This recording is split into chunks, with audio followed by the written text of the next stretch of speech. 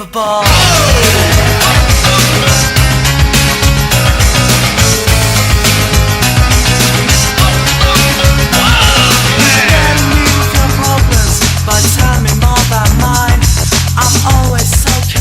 Hey everybody, what's up and welcome back to Eggs, the podcast. Today's special guest is James Atkins, lead singer for the band EMF, calling in from jolly old England. How are you, James? Really good. Thank you for asking me on, Ryan. Absolutely. Thrilled to death to have you. And a big part of this, I mean, obviously we're jacked to have you for numerous reasons, but there's a big tour that you guys are getting ready to kick off. You're going to be heading out starting June 14th with the band Spacehog and touring the United States. So I'm really excited to talk a little bit about the tour and just sort of get people caught up on what's going on with EMF these days. But let's maybe start a little bit at the beginning. For people who don't know, or maybe do know, you guys are obviously really well known for a song called Unbelievable.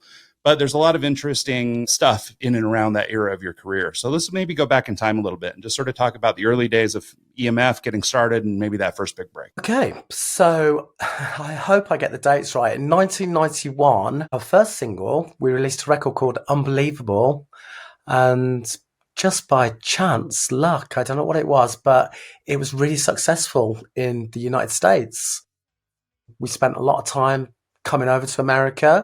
We used to do 6-week tours on a sleeper bus, playing lots of cities all the way across America, up and down. And it was quite hard work, but we worked at it. And then as we were actually there, I think it might have been the third time we were there on the big tours, it actually went up the Billboard and it hit number one, which is incredible for a British band. Yeah, it is incredible. It's quite amazing for us. Well, especially in that time frame, right? So let's let's maybe even go back a little earlier and talk about just sort of what led to that. So obviously the song Unbelievable has, it's everywhere. It's in commercials, it's in ads, it's got a whole life of its own. And really, I think I read that it's the 37th year, which I think makes me really old, but then again, it might make you even older. So I'll be sensitive around that topic. But because I practiced it, let's talk about sort of the formation of the band in Gloucestershire. Okay. I will have I did say Gloucestershire a million times. Really well, not Gloucester. I practiced. Okay.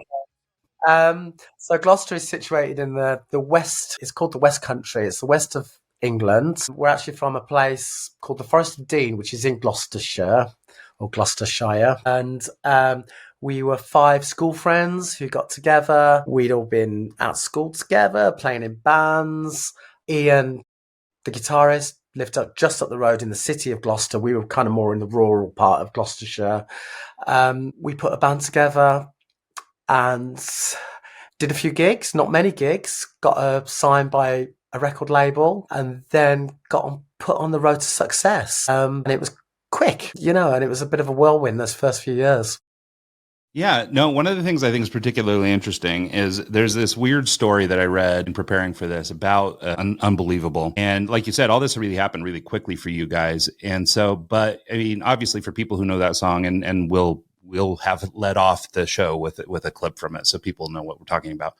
But it's got some sort of iconic sounds and noises and things in it. And some of those samples come from other places. For example, there's a bit from a famously unpopular Andrew Dice Clay record that's in there and some things like that.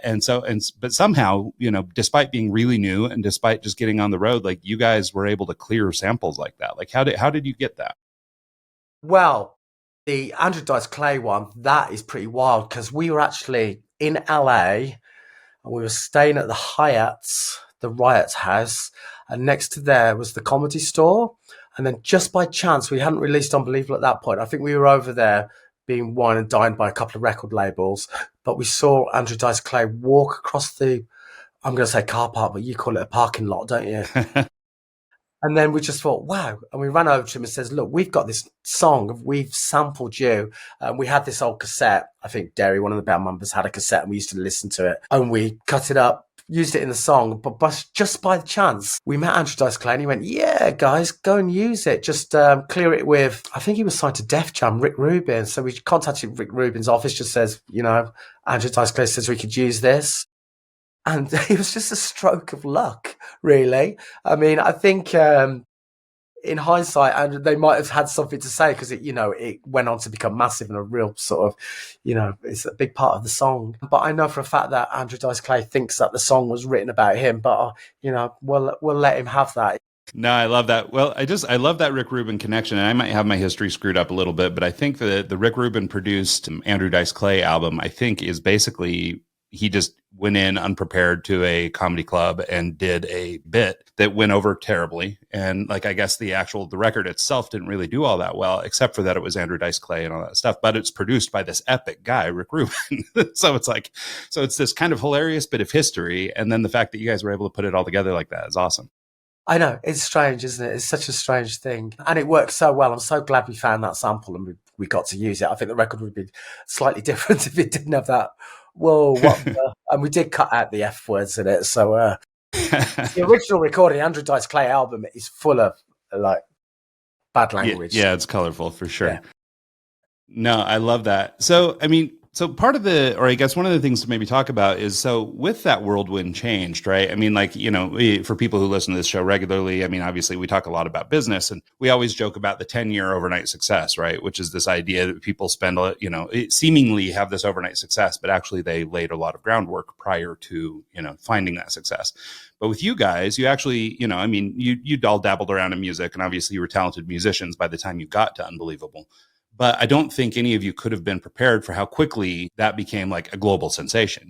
Like just most businesses have time to grow and adapt, but you guys went from no product to like number one product. So can you talk a little bit about just sort of how that, what that experience was like for you guys, especially as young guys at the time? Yeah, I mean, it was really quick. I mean, certainly in the UK, it was very quick because the record label, Parlophone, put us on the road straight away. And we were supporting this artist, but in the space of 2 or 3 weeks, they obviously got their machine into work and we were getting lots of press and lots of magazines and it kind of happened really quick. It was a little bit different in America because it's such a vast country. We had to go out there and we had to tour, but the tour, it wasn't just like, oh, we're going to have to do some gigs. We actually turn up in a city. We'd have to meet the record label reps. We'd have to go and do a signing at a record store. We'd have to go and do all the radio. We'd have to do a meet and greet before the gig. We'd do the gig, meet and greet after the gig, and then probably an after show party, and then back on the bus and do it all again. And we did that for like a few times, 6-week trots. We were young and we had energy and we could kind of do this. I mean, so it was a case of, we did have to work it and we did build it. It wasn't a case of, oh, we've just turned up in your country and, it's gone massive. We did have to do a lot of work, and I'm going to say it was exhausting, but it was so much fun as well. So, it wasn't really... Well, yeah. And I mean, I can empathize too. I mean, I've been on the road and I've been, especially with the smaller bands I've worked with over the years. And I've spent years in, touring the country in like little, vans, not even the big sleeper rigs or whatever. And so, I mean, it is hard work and it's definitely a younger person's game. I don't sleep in vans too often anymore, but I mean, still what an exciting time for you guys.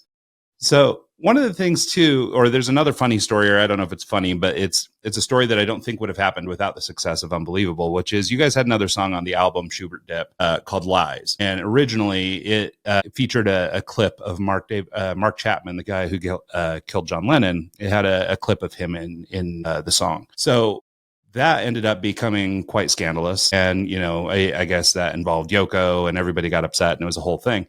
But like, something like that might have flown under the radar if it wasn't for your instant fame or sort of, well, quote unquote, instant fame, right? Rise to fame quickly.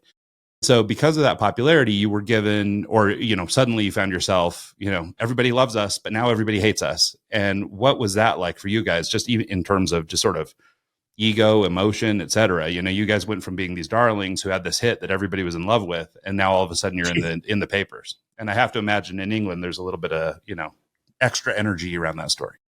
Yeah, I guess so. I mean, we didn't think of the consequences because we used to just sample and chop lots of stuff up and put it on records. It was kind of strange when Yoko came knocking, and the issue was, and I mean, it was probably not a great idea to do it anyway, and it's probably not, thinking about it, probably wouldn't do that now, be a bit more, cautious, a bit more delicate now. But the issue was Mark Chapman, who was John Lennon's killer, he was actually reciting some John Lennon lyrics. So that's where the problem was. So obviously she owns the copyrights and the Lennon estate. So she actually sued us because we were using the property of John Lennon rather than the issue of, it was quite sick Interesting. sampling Mark Chapman. But it was actually because he was saying John Lennon's lyrics that got us. Or else we probably might have got away with it. Yeah, and do you know what? I don't really remember too much hate. Probably didn't notice. I'll have to be a little bit careful now if I head down to Liverpool. Well, it's certainly a different time too, right? I mean, if you'd have had, the social media people like we do today, I imagine, you probably could be more exposed or feel that backlash a little more, maybe back in your hometown, it was difficult to see the papers every day or something. Yes, I think you're right. Probably get cancelled now, wouldn't I? Just like a big storm on social media. Yeah, it was different times. And there was so much else going on, you know what I mean? It was kind of just another thing. It's funny though, I haven't thought about that for, I'm going to say 37 years, but I think it can't be 37 years.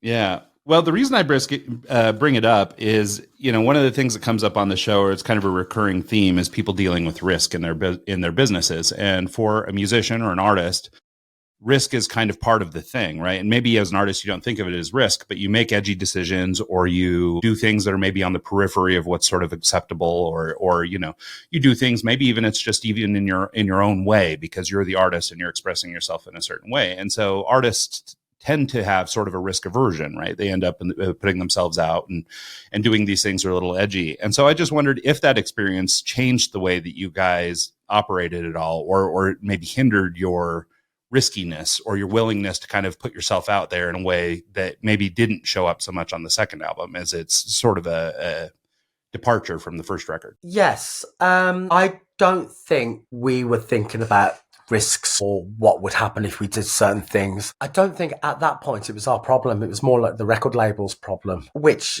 eventually we stopped selling records and they couldn't risk putting any more money into us. And that's their risk, isn't it? And that's why we kind of, by the time we got to the third album, we spent so much money recording it, going off to the south of France and heading in big studios. They wouldn't take the risk anymore. I don't know. I think maybe it was a strange one. I think now, these days, I think we know we're not going to sell millions of records, and when me and Ian sit down and write a song, we don't try to write a hit record anymore. We just write music for ourselves. So there's a certain, we don't care so much. Yeah, I would imagine that the pressure has probably changed a little bit, for sure. Well, it has, but we're kind of, going back to the business, I know it's a business podcast. It's kind of liberating these days, where we are our own record label. We're our own marketing company. We're our own press company. We even, master the records, record the records here. And so it's very much a cottage industry now, which it wasn't before, which has got its drawbacks, but it's certainly very, like I say, liberating. It's very cool that you can just do it all yourself, and we can write a song. And the last two albums we put together ourselves. We got a producer in on the last album, my friend Ralph, but it's very much a homegrown thing. And if I swung the camera around now, you'd see all the merch boxes and all the envelopes, and it's a business, which is quite funny, isn't it? And it's our business now, which it wasn't before. It was the record labels, and we were just young kids and we didn't know any better anyway. But well, and you guys came up in an interesting time, right? There was an era when, like, to be a garage band meant something, right? It was this idea that you're just in your garage and you're never going to see anything outside of those four walls, right? You're going to be a garage band, and that's going to be that. A garage band nowadays is totally different, because obviously, like you just described, I mean, it can become a whole business, and we'll get more into that in a little bit. But as we were talking about just sort of risk aversion and things like that, I mean, obviously the tone of I guess the third album, Stigma, is a little bit different. But in one way, I think maybe I want to ask you, is if it's more true sort of to your early roots in sort of like indie rock. So in my take, and kind of a quick take on that album, feels much more guitar heavy. It feels much more sort of indie rock to me. And I sort of love it because it feels like old British indie to me. Yes. And so I really like it. But for people who got to know you as a pop band, for example, or as a pop rock band, it's sort of a different thing. And I just have one sort of similar example. I used to road manage this band called OPM, and OPM had a single called Heaven is a Half Pipe. And Heaven is a Half Pipe did really well. And it's kind of this little reggae jam or whatever. It got a lot of radio, all this stuff. but like it's not that similar to most of the rest of their music. And so if you got into them through that channel, right, if you came in via that song, the second album or the next album would have felt, diametrically opposed to what you were expecting. And I think a lot of bands do this as they grow and they evolve, they just change and they start to move. And so the one question I had about Stigma for you was people describe it as being darker. I don't know if maybe in theme and stuff like that, it's darker, but for me, what it was more maybe a call back to you guys trying to do something that was maybe more you before sort of the success of the related pressures of trying to live up to Unbelievable. So I wonder if you just talk a little bit about that second album and what you guys were feeling at the time. Yeah, I mean, you are completely right. The second album is a departure and it sounds very different to the first album. But I think we were a different band. That first album was the first 10 songs we wrote. We were trying ideas out. The band hadn't really been together that long. By the time we'd made that album, we'd only done a couple of gigs. By the time we did Stigma, we'd been on tour for about a year and a half, playing non-stop. So we were a completely different band. I think it is probably more drum heavy, guitar heavy, just the nature of us finding ourselves as a rock band. It was written differently. I mean, the first album was just me and Ian in his mum's living room with the piano and some primitive synthesizer, where the second album, we actually built a little rehearsal room where we lived in the West Country, and we'd get together and we'd play all the songs, jam all the songs out. And a lot of the songs we actually played live before we actually recorded them, which was I'm thinking these days that's kind of unheard of a little bit, but it's kind of what we did. I think whether for some reason the fans who have stuck with us really love that second album, and I think that's what they think EMF is. Whereas obviously the first album sold lots more, but the fans, it was a bit more disposable maybe, but the fans kind of went off to the next new thing, where I think people got Stigma and they really, really liked it. Yeah, it's good, but you're right. It does sound completely different. Well, but I think the point you just made is one that like really resonates, especially for people who are fans of the band or any band for that matter. There's this, and maybe it's this natural pushback or this contrarianism or something that comes from a fan that is like, okay, well, that's the pop hit. And to your point, it is kind of disposable, right? Now you're competing with all the other top hits of the day, right? So it's whatever's top on the charts those days, where this other stuff is sort of like the old reliable, right? It's like the person you marry versus the person you date or something. It's like, this first one is the big hit is the crazy blonde that does whatever, but she's terrible and you don't really want to be around her, but she's great for eye candy. But then the one you actually settle down and marry is old reliable. And that's the one that it's not about selling a number of records or whatever, but it's the one that resonates the most with the fans or in this case, the happy husband. So, but I wonder if it's kind of that relationship, and I've been victim of that too. Once I was touring with a band called Cottonmouth Kings a million years ago, and we had a band, a little known band at the time called Linkin Park open for us. And I remember just falling in love with their music. I mean, the coolest sound, coolest everything. But by the next year, they were the biggest band on the planet. And so they went from being, really indie and really edgy and really this cool band that I knew. And then all of a sudden they've got this epic, worldwide success or whatever. And I'm like, yeah, but the old stuff's where it's at, and it doesn't dismiss the new stuff, but it's just, there's something about the old stuff that's like, I don't know, the tried and true, this is where my heart is. And, I think, for a lot of music fans, that's kind of where they live. So, but I feel like I'm jumping around your timeline too much, but I'm trying to not spend the whole show talking about just sort of your old history. Yeah, but let's talk about the latest album, The Beauty and the Chaos, real quick. So you mentioned earlier a friend of yours, a guy named Ralph Jezzard, who produced that album. He produced some of the older music as well. Unfortunately, he's passed away recently, so sorry for that. But he obviously, or it seems to me anyway, in listening to the latest album, that there's a close relationship to the sort of the modern version of EMF and the old version of EMF. Your record, and I mean this in the most positive possible way, is it doesn't feel like a modern pop record, right? It still feels true to the sound of EMF. It doesn't feel like you've evolved to try and meet something. And maybe this has more to do with, being older, wiser, not feeling the crushing pressure of trying to, meet, the prior levels of some song or whatever. And to your point, it's maybe more about doing something for you.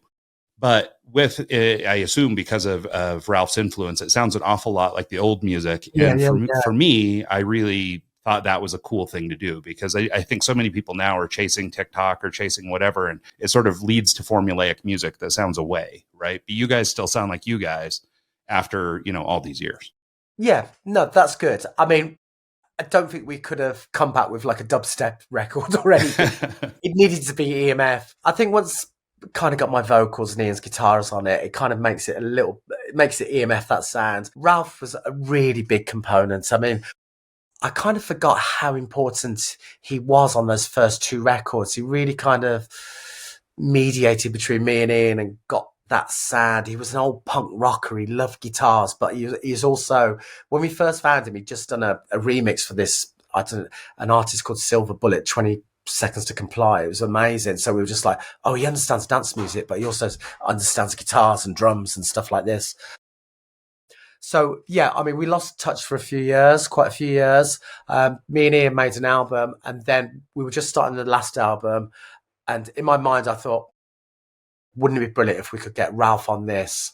And before I even said it, Ian rang me up and he says, shall we get Ralph to do this? So it was kind of, we were just thinking the same thing. I don't know who's going to take the credit for thinking it up first.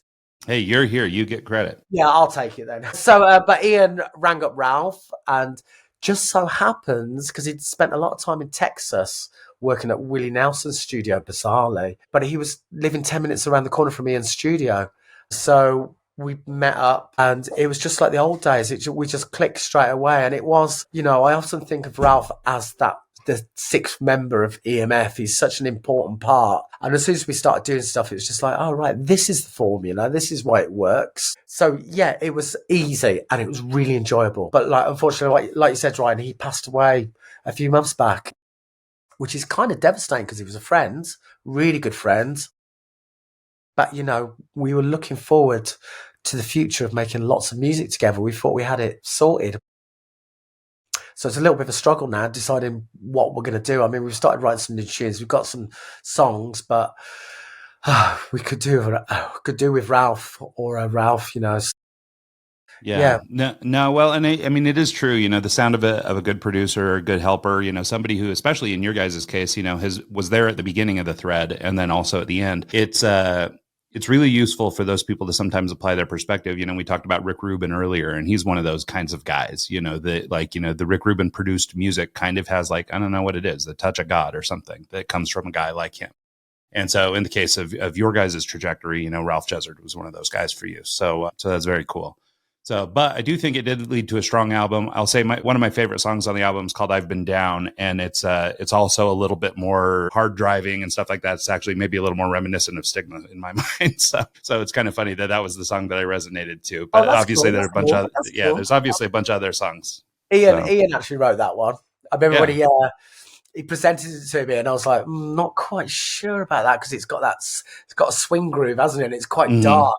Yeah, and it is. It's then funny. And I did say, no, we shouldn't do that. But then he came back to me a few weeks later. He goes, have another listen. And I had a listen. I was going, nah, it's good, isn't it? And at the time I says, this is going to end up being someone or many people's favorite tune off the album. Well, and it's interesting because it is a little bit of it's a little different from like the sort of upbeat electronic poppy, the Hello People, the Reach for the Lasers, these songs that are a little more like that way. But yeah, something about that sort of swingy, low key kind of, whatever it is, dark tempo is something I like. So anyway, it happened to resonate with me. So you can give Ian a little, gold star for that one. He at least got one. I'll let him know. That's awesome.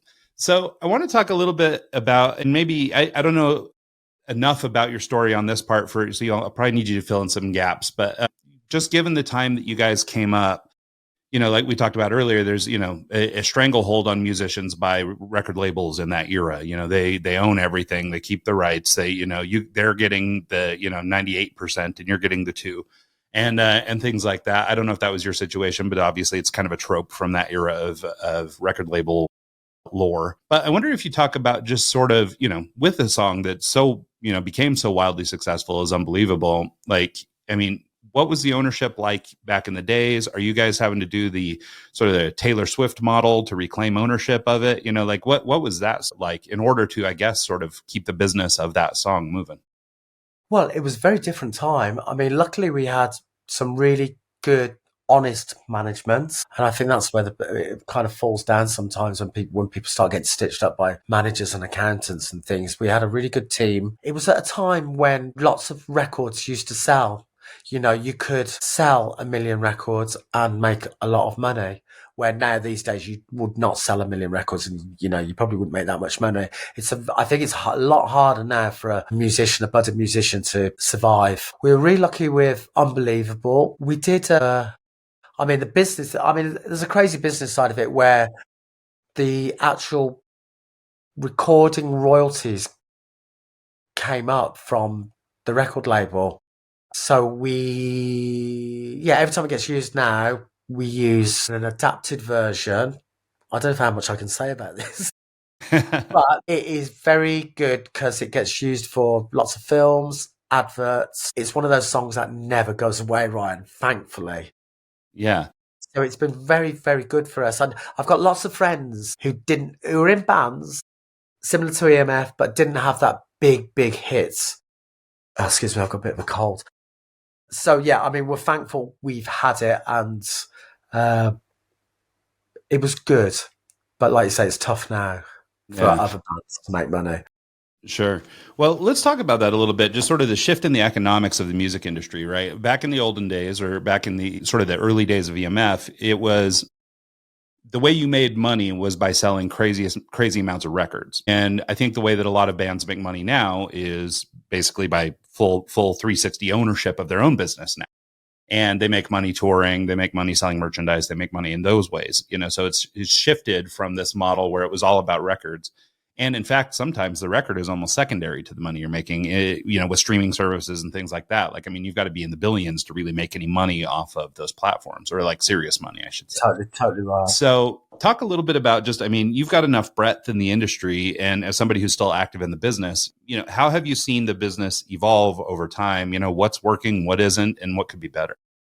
Well, I'll go back to that thing about you said about the records almost being secondary.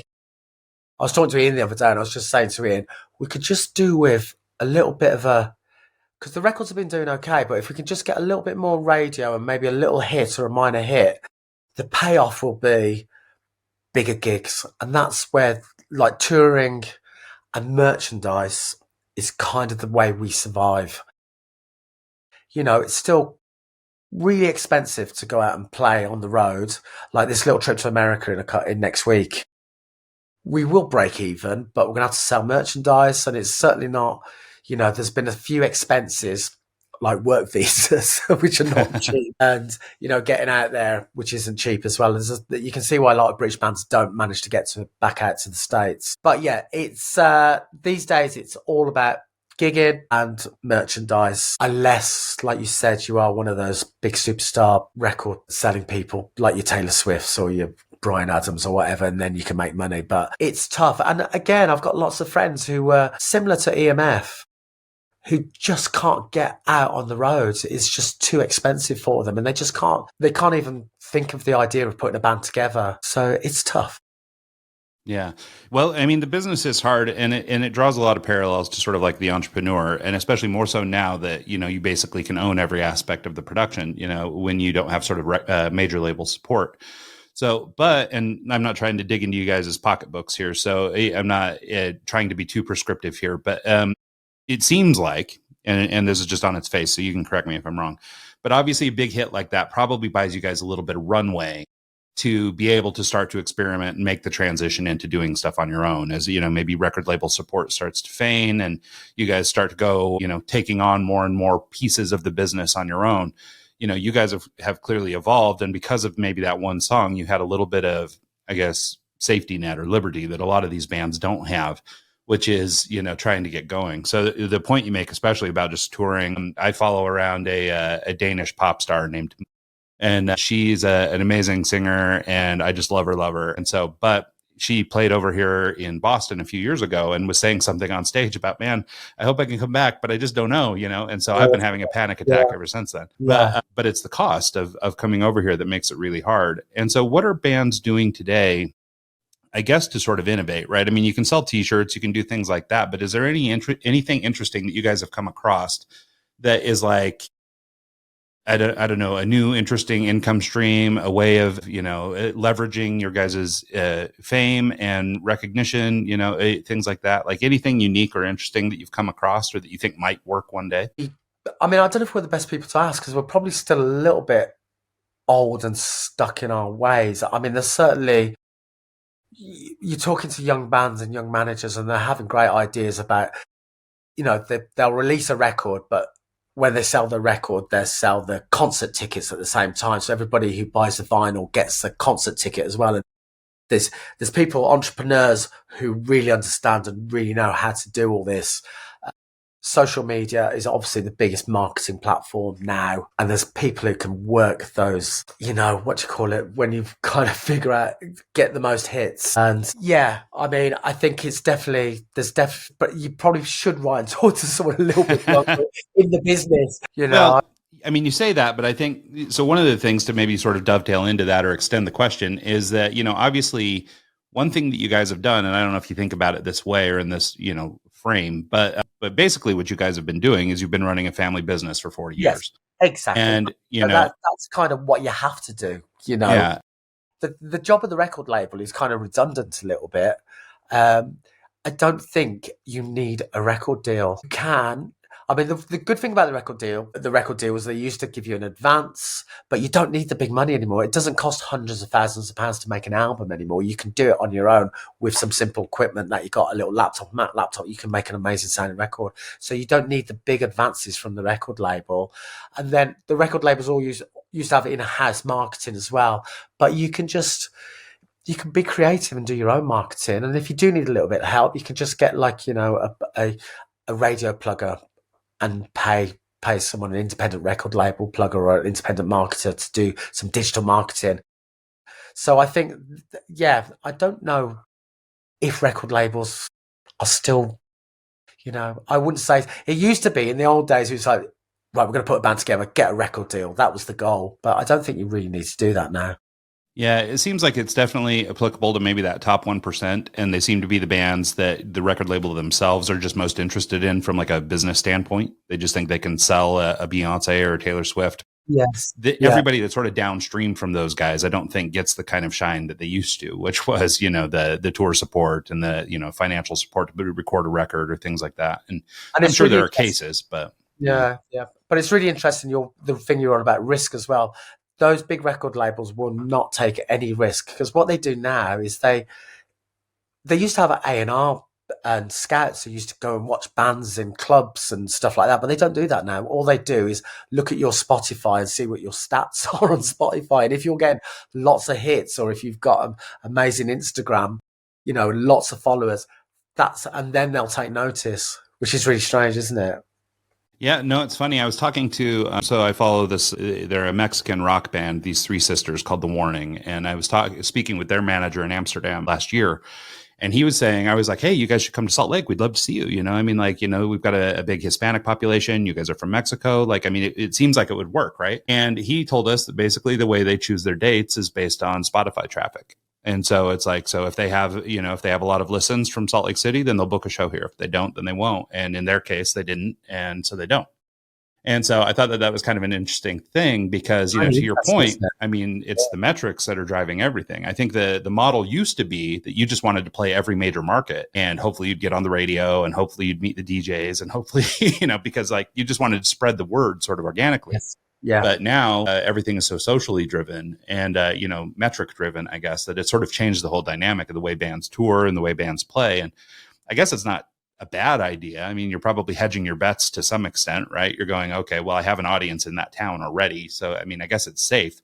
But I do think, and maybe it's just me being old too, or like an old music fan, but it's like, I don't know, but part of the fun was meeting these little bands in little markets years ago, I saw Incubus in my hometown of Pocatello, Idaho, at a place called the Roach Motel that was literally just like an empty auto garage, and there was 30 people in the room and we got to see those guys. Right. But nowadays it would have been like, oh, well, we're not seeing any numbers on Spotify in Pocatello, Idaho. So I guess we'll go somewhere else, And so I think that for people who are really into music discovery and uncovering sort of, hidden gems and being the guy who was at the show early, or catching up with a band that becomes something one day and meeting them early, it's I don't know, they're missing out on this opportunity. I always joke, like with my kids, just like when it comes down to like music, everything is kind of disposable now. Everything is through Spotify, and it's they get a new track every couple days. There's something new, and we're back in the old days, or like even just in my era.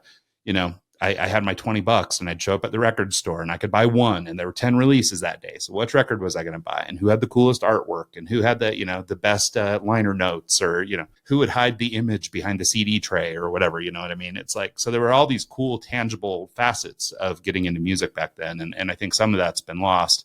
I think you can get it through, live music and things like that now, but it's, but those are all the things that I look at my kids and I just go, man, you guys are missing out on all that stuff. Yeah, totally. You're so right. So right. There's something really good about the live band experience of going to something and seeing something real instead of just looking at phones and TikTok and the digital world. So, hey, maybe it may come back. There may be a twist. Well, I mean, you're starting to see it with vinyl, right? I mean, obviously vinyl has come back to life. Everybody's buying vinyl. And, I think I write on this topic a lot, which is this notion of technological saturation, that, people get tired of pressing fake buttons and would like to press a real button every now and then. And, that's where you get like these beard oils and craft beer and things like that, but also to your point, it's live music. Like, I know I take my kids to concerts and things. So it's like when they go to concerts, they get this big visceral reaction from the band. And, we saw the Black Keys a couple of years ago, and I had my then 12-year-old son with me. And, but we got great seats right up front, so he could really watch the musicians play. And, if you've seen the Black Keys, they're pretty incredible musicians, and they, are a lot of fun to watch because they're just really talented people.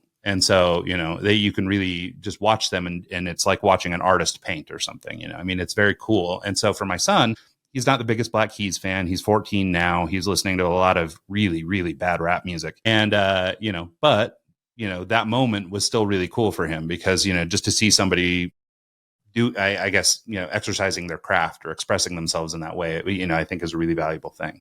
Yeah, totally. So let's just kind of keep going with sort of the business theme around sort of Unbelievable. Obviously, I mean, we talked about it, that you guys have been running this, family business for 40 years.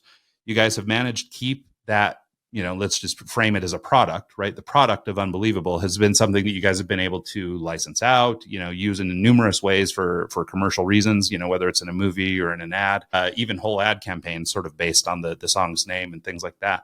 Can you talk about just sort of keeping that product alive? I think a lot of people, especially artists, have sort of this, I guess, you get used to, or, maybe you get tired of the song. Like you hear the song all the time and it's like you're being beaten to death with this song. But at the same time, it's your product, right? I mean, it's probably no different from somebody selling a widget, and, your widget sells really well. So you have to keep selling that widget, even if you it wouldn't be your wish. Can you talk about just kind of keeping that alive for 40 years and what that's been like? Well, to be honest with you, we don't actively push it or go searching and putting it and placing it in adverts and stuff like that. Thankfully, the song just speaks for itself and does its own thing. It's really strange. Sometimes it goes really quiet where it doesn't get used for a few years. And then all of a sudden, it'll start getting used again. It'll pop up in a Disney film, or like a car advert might use it in Europe, or an Australian car company. So it's definitely ebbs and flows, but it's definitely not a case of me and Ian sitting here going, we should push this here. I don't think that'd work. Thankfully, it's just kept alive itself. It's really strange. It's had such a long life, and the song is more popular in the band really. Sorry, I have got a cold. I'm really suffering. Is it hot in Salt Lake City? It is warm. Yep, it'll be nice when you get here. It's almost winter here still. Yeah, it'll be hot and dry. So, you'll have different problems, but you'll be all dried out here. Oh, right. Okay, that's good. So yeah, I mean, we're really lucky. It would have been amazing to have another 5 songs like that, and then I would have been like, in a yacht on the Med or something. That's right. You'd be calling in from sea right now. Yeah, I would. So, and I think you guys did have a few other sort of minor hits. I think, yeah. So it's so obviously, I mean, there's been some other things, but yeah, I mean, Lies was the second single, and I think it went I'm going to say top 20, but I'm not sure. And I think by the time we did the second album, it was such a contrast to the stuff before. I think it confused the American market. It confused the British market as well. There wasn't any like standout singles and big hits from that. But certainly in the UK, we had, quite a few top 40 and top 20 hits. Well, and it is hard when music evolves like that, to your point, just especially about like an American market, where we're so inundated with so many different things. I was a big Elastica fan early on for those guys. I used to love their band, and, but by their, they had sort of their big album, and then the next album, like it was enough different that I wasn't into it anymore. Right. There were enough other things for me to get into, so as much as I love that album, I still listen to that album today. I did some mixes on that the second album. Did you really? There's some great songs on there. There's some bangers. Don't get me wrong, but that first album was like impactful. Enough. I'm really good friends with Elastica. Oh, are you really? Justin, the drummer, is the godfather to my kids. So funny. Yeah, no, that's awesome. Well, you're gonna have to put us in touch. If this hasn't been too horrible, maybe you put us in touch with some people. But no. Talk to you. He actually plays for Jesus and Mary Chain at the moment. Do you remember Jesus and Mary Chain? Yeah. So he's out. Oh, that's awesome. Them.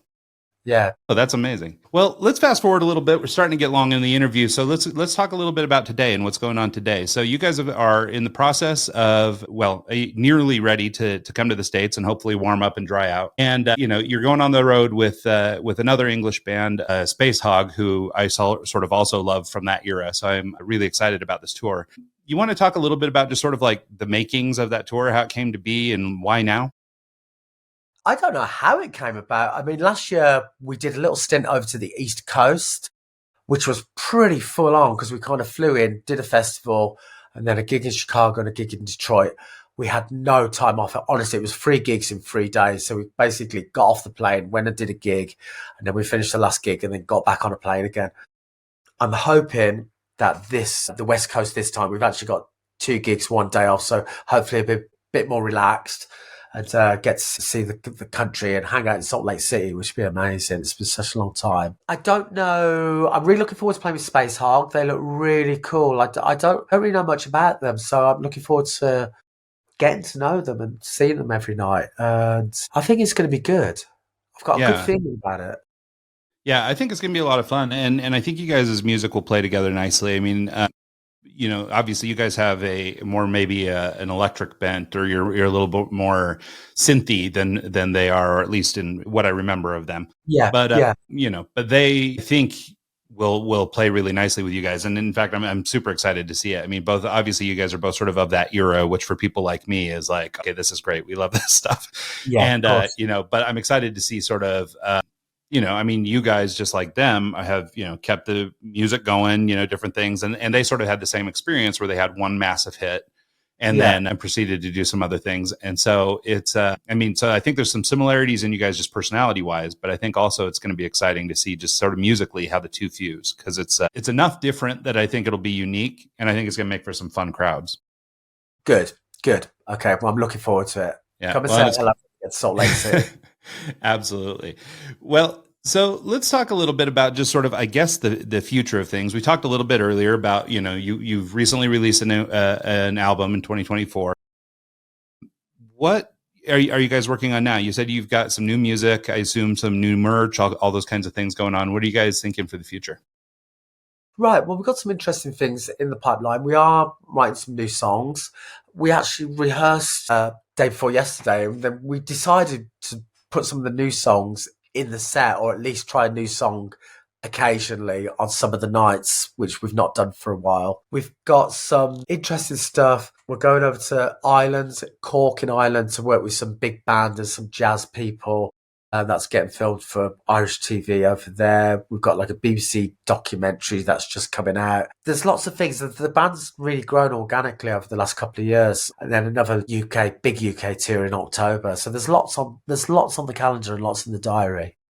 So, and what are you guys doing? So back in 92, this is forever ago, but you guys donated an unbelievable remix to an AIDS benefit. Yeah. That was sort of, I guess, maybe one of the early times that you guys sort of were doing maybe sort of social change or being interested in social change, or you know, or we're in maybe in a position to get involved in that sort of thing. What do you Yeah. guys do today? Or like, you know, do you guys use your music in ways like that where you have some social causes and things like that you're promoting, or what's happening for you guys on sort of the charity side? Yeah. I mean, I think it's just a natural getting older, lyrical content. It's a bit more socially aware of what's going on. We've actually got a new single coming out next month, which Greenpeace are picking up on, and it's just a message about right to protest because they're kind of trying to bring, there's just little things going on in the UK. I can't even imagine what American politics is like at the moment, but Yeah, I heard somebody say yesterday, which was kind of funny. I thought they were like, you know, do you think people sit back and watch American politics and just eat popcorn and watch this thing go down, you know? And so, and my response, because it was my wife who told me this, my response to her was like, well, yeah, but have you seen everywhere else's politics too? It's like, so for the people, you know, for like you guys in the UK, and obviously I heard some of the samples that you use on the new album that are sort of talking about some of these political things that are going on in England at the time. Yeah. And so I thought it was kind of funny, but I was like, do you guys even have time to pay attention to what we're doing? Because there's so much going on your end. Well, I don't know. I mean, American politics is pretty big. That's kind of fascinating as well. But yeah, you're right. There is lots going on in our own country and around Europe as well. So, well, and yeah, music has always been one of those things, you know. Yeah, we do our bits. I think naturally artists and musicians and bands always kind of use their voice a little bit. There's certainly a lot more bands are a lot more politically on it at the moment. Well, it's an interesting time. Well, it's an interesting time in that, right? Because to your point, I mean, yes, of course, musicians are, I mean, historically famous for aligning themselves with one political cause or another and getting involved with that. So obviously this is something that, you know, music has always been a big part of and responded to. But I think you're right that there seems to be a little bit of an increase. And this probably has something to do with sort of access to music and the fact that you can create your music more easily and you can spread it around more easily nowadays. Yeah. And, so I suspect that maybe all these people would have just been hiding out in the closet and gone and started a day job, but now they have a little more opportunity to get out and express themselves publicly. So I think it is a really powerful time, but I see what you're saying, right? I can recognize sort of the increase in this too, or maybe I mean, and there is a lot wrong with the world, which makes it, there's a lot to shout about and sing about, isn't there? Yeah, nope, it's true. And like we were talking about earlier with social media and everything, I think we're more exposed than ever to all the problems of the world. Yeah. Yeah, we see it. I mean, I have no doubt that these things all happened around the world, for years and years and years, but we certainly have more exposure today. And so I think the fact that we're getting more and more voices and more people who can, share a message of positivity or whatever their message is, I think is probably a good thing at large. Yeah, definitely. So, one other thing I just kind of want to do with you real quick before I let you go here is just take a moment to kind of reflect. And I want to maybe focus on some of the, the key takeaways from your career, sort of as a musician, but also as a business person, even if you don't really see yourself that way.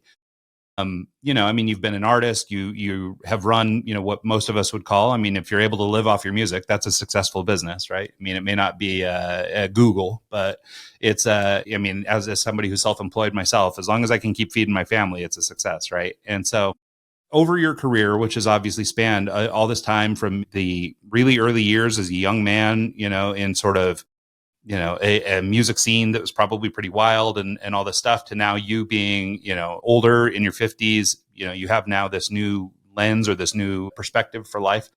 Can you talk about just any like sort of key learnings along the way or takeaways that, you couldn't have gotten to any other way than through this rowdy life? Yeah, I think I kind of wish, as far as performing and being in a band, I wish I'd enjoyed it a little bit. I wish I wasn't so... I found it, I did find it quite an uncomfortable experience being in a band at the start, just because I was so young and not much confidence, and it took quite a while to grow into myself. Because this is a business podcast, that's really interesting, because you never really think about some of the business things that I wish I'd been a little bit more shrewd. Easy to get through a lot of money, and particularly when the band ended,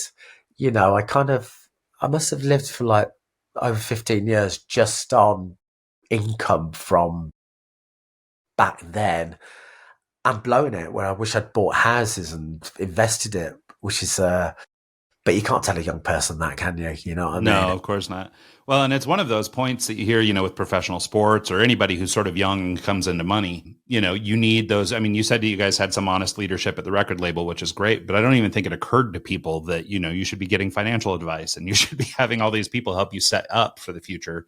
Understanding that for most bands, if they do hit, it is a small window somewhere along the way. You don't get too many bands that hit on every record, No, not at all. and so teaching Yeah. musicians how to manage their money would have been a great thing for them to offer back then.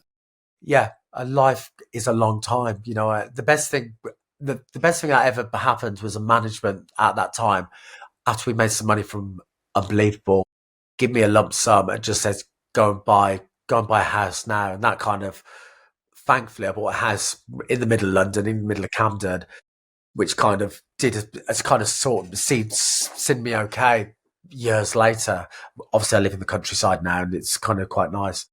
But I did actually go back to work. So it's not like I've been a professional musician my whole life. I actually went back and did a teaching degree and went and became a school teacher. And it's only recently that I've become a professional musician again. So, yeah. Well, and as I understand it, side of it, I think it's actually kind of interesting. As I understand it, from what I understood or what I read, your teaching is in and around sort of software technologies and things like that people can employ in music. And it's something that I think has always been interesting about sort of I don't know if you want to call them like the electronic bands or whatever, the guys that always work with the the synthesizers and the computers and all this kind of stuff. But you guys are really technologists, right? You're out there on the cutting edge of this stuff. And the guy's name is I can't remember this dude's name. We had a guy on the podcast who works for Avid and is their big software guy. Like he's their live music guy. And so he, we had a in-depth conversation with him about just sort of the software of entertainment, and how all that works. And so, but for guys like you, I think there's plenty of dudes that just noodle on a guitar that never really have this depth of knowledge around technology and things like that. So maybe unbeknownst to you guys, you actually set yourself up for a future in technology and being able to relay this information onto kids as both a creative person, but also a technologist. Yeah, totally. It's funny, isn't it? Those years in recording studios, those were years making records. You've gained lots of skills and they're transferable skills. So like I said, it was quite nice to go back into education and give a little bit back. Yeah, it's been good. And as a guy in a band too, you've become a marketer. You've become a guy that knows how to handle logistics on merchandise. You guys, so to your point, there are a lot of transferable skills there. Yeah, totally. I didn't really think about it, but yeah. Cool. Well, James, thanks so much. Let me, I just want to go through a couple of the dates. You've got 11 cities with Spacehog here in the States starting June 14th in San Jose. Got San Francisco, Portland, Seattle, my hometown, Salt Lake City, Denver, Colorado, Phoenix, Arizona, San Diego, Santa Ana, LA, and Las Vegas to cap it off. I think you also have some other shows coming up this year. I think I saw something, a battle with Jesus Jones. That's right, with Jesus Jones and something like that. So do you want to talk about just sort of anything else that's coming up this year, how people can, check out the new music, maybe see you guys perform? I think the big thing at the moment is getting over to the States and doing these 11 dates. I mean, it's quite a big thing for us. It's been over 30 years since we've been to the West Coast. So that is kind of the dream. I wouldn't have thought a few years back we'd be going back over and playing in places like Salt Lake City. Had such amazing times back then all those years ago. So that's our big thing. We are living the dream. Yeah. Well, you say it's a little like winter where you're at right now. Well, it's going to be a lot like summer in this mid-June in all of those cities. So bring your cool weather mentality because you're going to be sweltering hot, but you will dry out. So that'll be good. So hopefully you get feeling better. Well, anyway, thanks so much, James. I really appreciate you taking the time to sit and visit with me and catch up on the old and talk about the new. And I'm really excited to see you guys. We'll obviously come out and see you on June 20th in Salt Lake. So anybody who listens to the show and wants to come out, we'll see you there. Yeah. I mean, anything else, James? Like, where can people find your music? Where's the best place for them to go? I've really enjoyed the podcast, Ryan. It's quite unusual. And I know you were a little bit worried about just firing the same questions that I get asked all the time. And it was really interesting to have someone think about the business side of it, because I never really think about that and, how the workings of it all goes on. So it's been really nice to reflect on that and hopefully give you a little bit of background and some useful. Yeah, no, it's been amazing, and we actually call ourselves a creativity podcast first. Yeah. Like, so if people ask, we talk about creativity, and this episode will be number 418. So you're technically the 418th CEO that we've talked to. I like and that. In all that time, what we've discovered is that the thing that makes you make music, whatever this creative juice is, or whatever this thread is the same thing that is acted on by a CEO or an executive or a startup founder or whatever. It's the same juice. It's just in how we apply it, right? And so really, I see business as being an act of creativity, not just a business. And that's, I think, outside of just our music fandom, mine and Mike's, who couldn't be here today, but outside of just being music fans, I think that that's part of what draws us to it. Like, I run a marketing agency. I'm an artist, illustrator, designer, and so for me, I'm actually the worst business guy. I'm much better at being creative, but we spend a lot of time around business people, so we try and sound authoritative. But nonetheless, it's it really is about creativity, and I think that's why musicians and artists of all varieties really do well on the show. Is just that I don't think a lot of them see themselves in that lens, but really what you're doing is running a business, right? So it's kind of an interesting take, I think. So cool. Well, anyway, that's it. James, what's the website? Where can people hear the music? And we'll make sure to share all the dates. EMFtheman.com, and then EMF on the socials. And look forward to seeing everybody in the next few Excellent. weeks. And I think it's EMF hyphen the band. So if anybody's looking for it, that's where you find it. Also, yeah, of course, on all the social platforms and all that stuff. We'll list in the show notes all the tour dates, and hopefully you can get out and see the guys while they're over here. It'd be really great. So thanks so much, James. I appreciate your time. Thank you. All right. Thanks so much. Take care. And thanks so much to everybody who listens to the show this week and every week. And we'll see you guys next time. The UN urged the UK to tackle hate speech, fears built up over decades. There is consensus among economists that immigration is good for Britain's economy. And when we meet immigrants, we lose our fear. When we meet people, we lose our fear. We're not ready for letting it go now. We won't live in a ghost town. All that came before is broken, but we never gave up hope. Keep moving forever forwards. Let's take it upwards and onwards. Build bricks